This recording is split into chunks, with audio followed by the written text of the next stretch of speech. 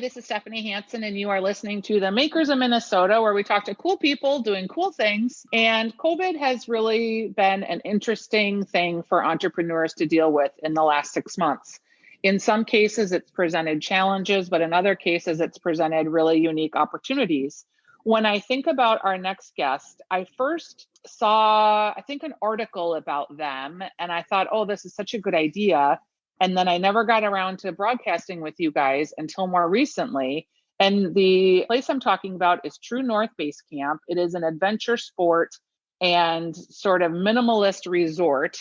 And I just can't think of anything more perfect right now during the COVID environment. So Dan Jurek is here with me and Jeff Bajik.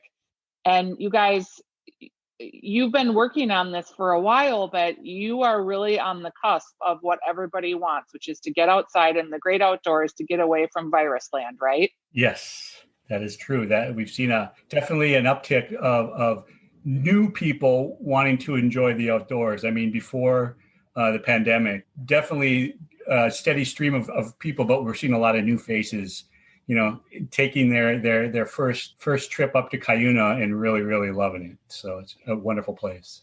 And Cuyuna, is it primarily a bike trail or is it a hiking trail as well?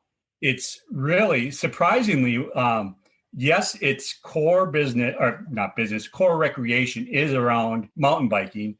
It has world-class mountain biking trails. But what people are finding is the water there is absolutely gorgeous. It's has 40 feet of clarity. The lakes that are up there have no cabins on them for the most part because it's state land and they used to be iron ore mines that have since filled in with water. So on a sunny day, the water looks like Caribbean blue. And if you kayak or paddleboard on it, it's really, really beautiful as well. So if you go up there, I would recommend, doing the dual sport, paddling and biking. And True North Basecamp, what is the closest city area that you're in? We are near Crosby, and Crosby is about 14 miles east of Brainerd. And I, as a kid, used to go to Crosby and Deerwood. A friend of ours had a place on Bay Lake. So I can say it's a solid 2-hour drive, maybe a little bit further, but not much. Yeah. It's really close to the Twin Cities. So how long, you guys have had this for a while now. So tell me about how you started and what was the genesis of the original business idea? Jeff? We first started looking at the business opportunity in 2014. And it really started out with us trying to find a way to provide good lodging when we went up to the Crosby area for a mountain biking trip for Dan and I. We had brought our kids up there during the fall time, right around this time of the year, and it was very rainy, it was cold, and it wasn't too comfortable staying in the DNR campsite.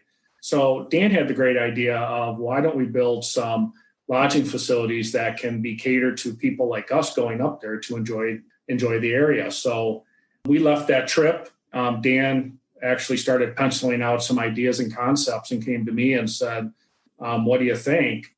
And so that allowed us to start putting together this plan and start looking for land, which we identified in 2014 and made the acquisition of the property in 2015.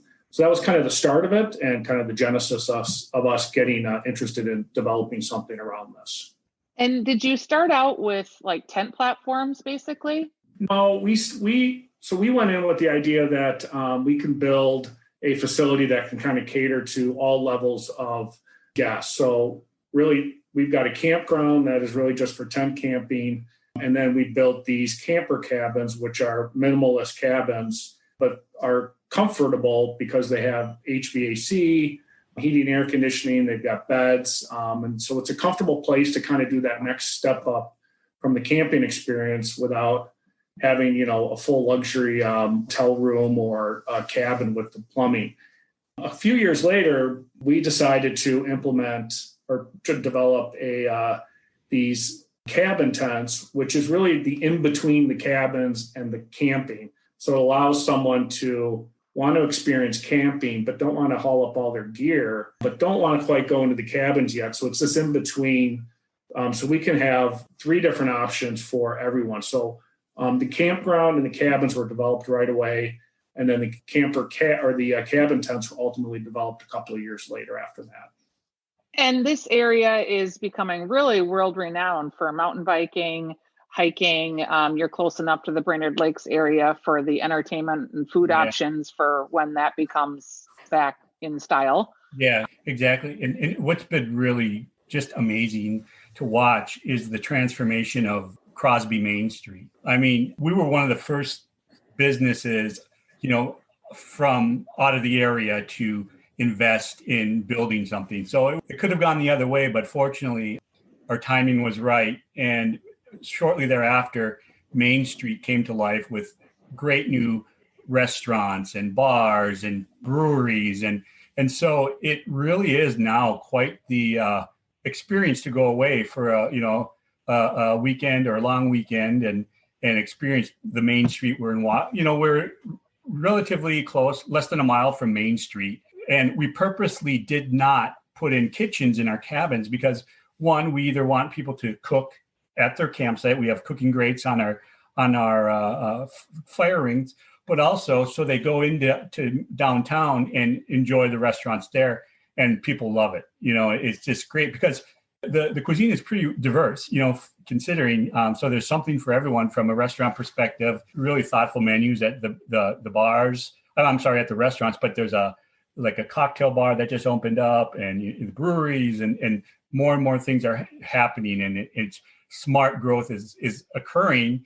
And what I love about it most is that it's primarily independent businesses having a go at it. So it doesn't look like every other, town you go into with your traditional, national brands. There's a lot of cool entrepreneurs putting their hard work and energy around their creative ideas and bringing it to life. So it's really fun to see that happening. Your peak season is obviously spring, summer, and fall. Do you have amenities for the winter or do you shut down?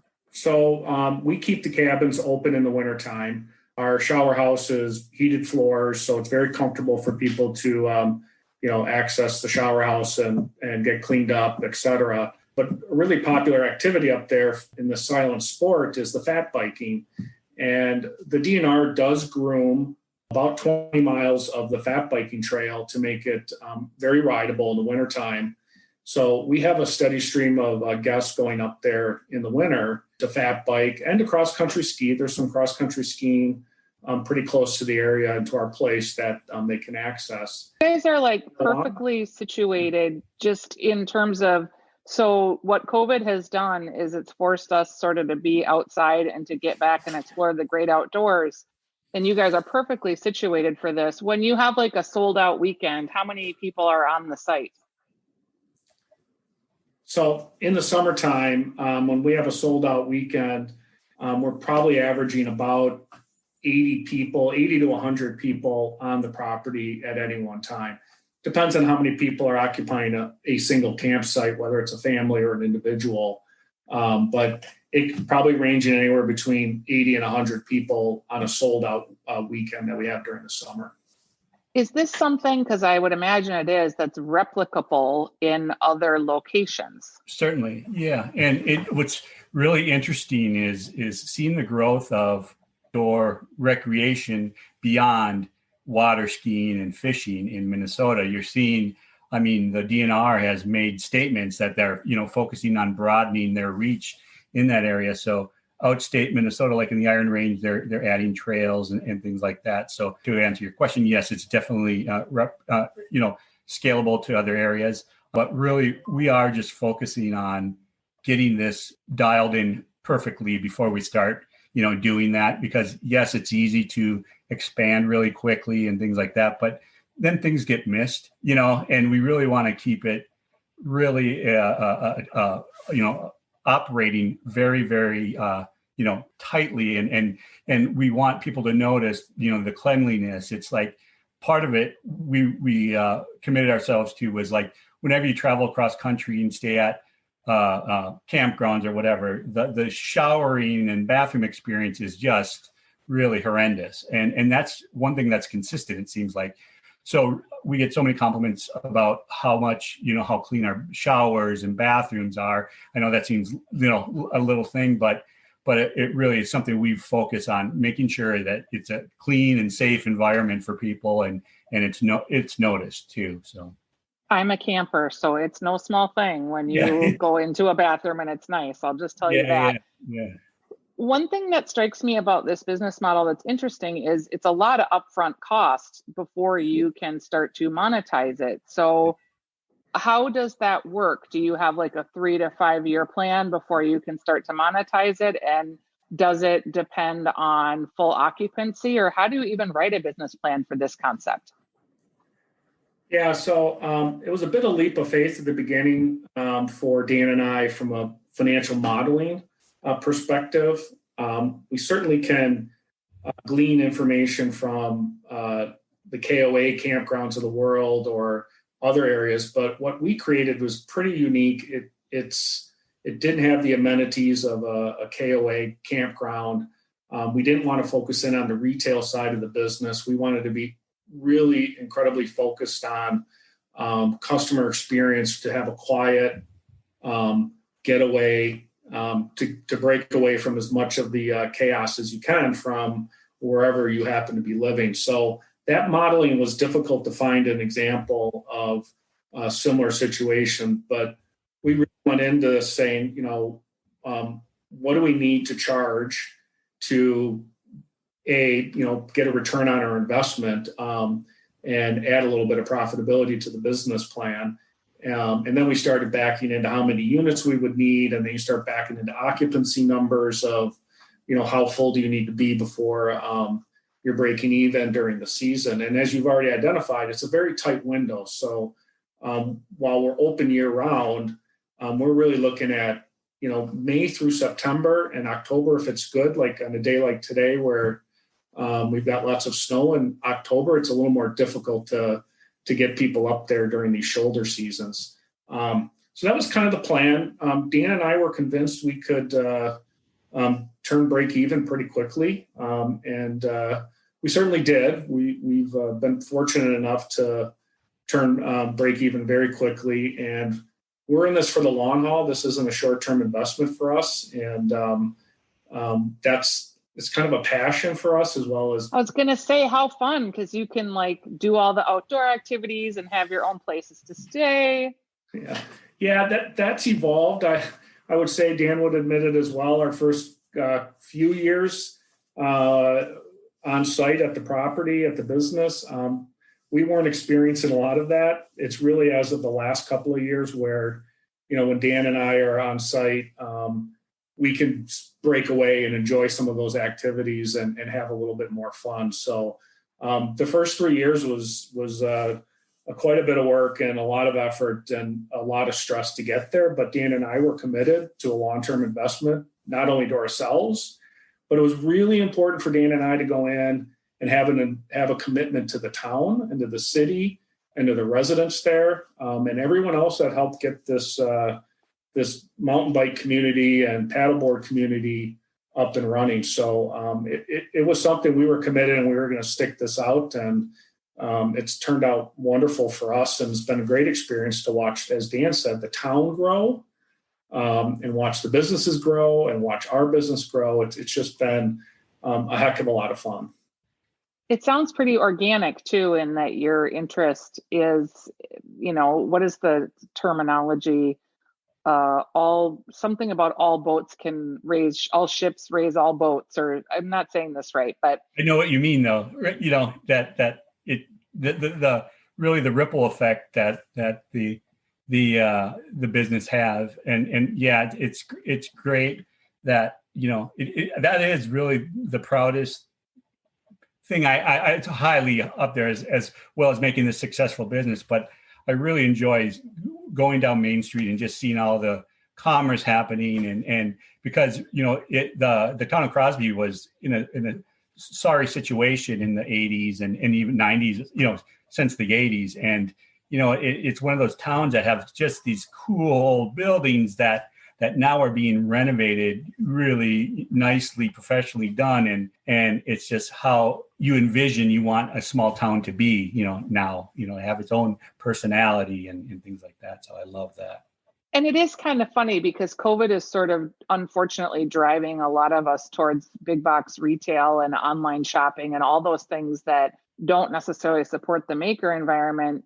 Yet our footprint as a community is getting smaller, right? So we're all sort of entrenched at home and talking to our neighbors more and getting outside.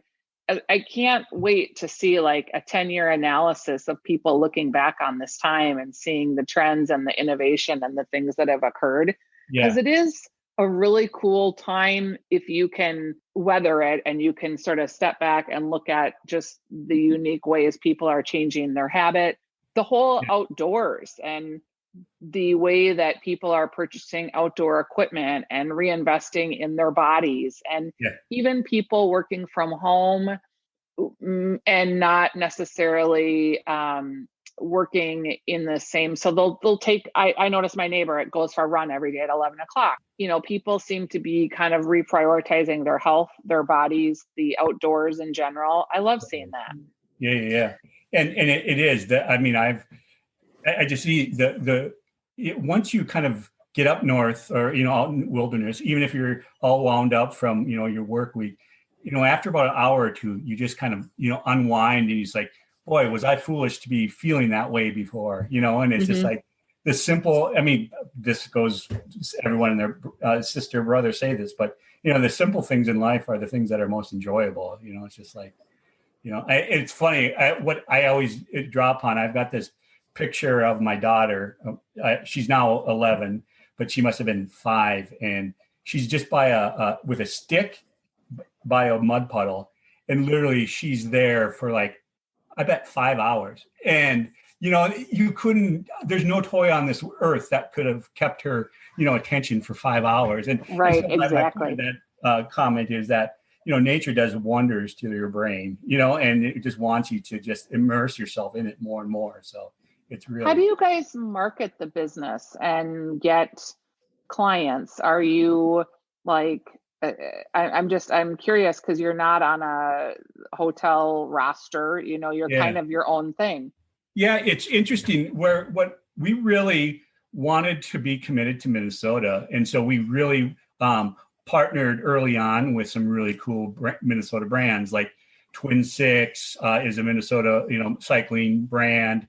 Paddle North is a Minnesota, paddleboard company, and Surly and Gear Junkie. So really, we partnered with influencers that helped get the word out, and then we utilized a lot of PR as well and fortunately we were able to get some great coverage in Outside Magazine, Cosmopolitan Magazine, Midwest Outdoors. Midwest Living. Midwest Living and things like that. So we were fortunate enough to get a lot of that publicity early on, and it was quite interesting. I think the concept even then kind of caught a lot of people's eye. That it's interesting. No one's gone to this angle before, in especially in Minnesota. I'll definitely say that. There are others on on the coast and things, but it just feels like Minnesota and the Midwest is so focused on hunting and fishing and as you can attest, go to an REI and really there's nothing there specifically for that crowd, and that's kind of in the back of our mind. What we're thinking about is where would REI people want to go and what would they want? Yeah, the other thing I will add, going back to the beginning days of launching this business, Dan and I spent many days and many hours at trade shows. So we were at the Midwest Mountaineering Trade Show, pitching the area, pitching the business. There's a winter bike expo Dan and I went to. Dan and I set up a booth at REI down in Bloomington. So we spent a lot of time, kind of on the ground, promoting the business, telling the story, getting people encouraged to get up there. So again, it was a lot of work. We didn't just build it and hope they would come. We had to get out there and sell the business and sell the area too. We were promoting Crosby quite a bit because that was important as much as promoting our place and our line of business. So lots of work involved from that perspective. What percentage of your guests are repeat? I would say we probably have, 60%. Oh, Okay, so It's 60% is pretty nice, but you're always looking for the 40% new folks. And what's been interesting is really this. I'm really interesting to see what if I answer that question the same way next year and the year after, because like I said, we have a lot of new people, and whether they're discovering the outdoors for the first time or Cuyuna for the first time, it'll be interesting to see how many want to come back and so forth. But I wish you guys the best of luck. I think your logo is super cute. The aesthetic that you're fostering up there really worked for me. I just saw this, and the first time I saw it, I was like, oh, this is so fun. This looks great. It's everything you need. All right. Well, yeah, we thank you so much for contacting us, because we enjoy talking about it, because it is our passion project by all means. At what point will you start taking reservations, or are you already for spring and summer of next year? Yeah, we are already. Okay. Yes. And how can people reach you? What's the most effective way for them to do that if they want to inquire? Yeah, definitely go to truenorthbasecamp.com. And, we have a easy to use e-commerce site. Hit the book now button and you'll see all your options. So. Okay, excellent. Thank you guys for joining me today and being guests on the Makers of Minnesota. I really appreciate it and loved hearing about what you're doing. Great. Thank you so much, Stephanie. Okay, we'll talk to you soon. Bye-bye.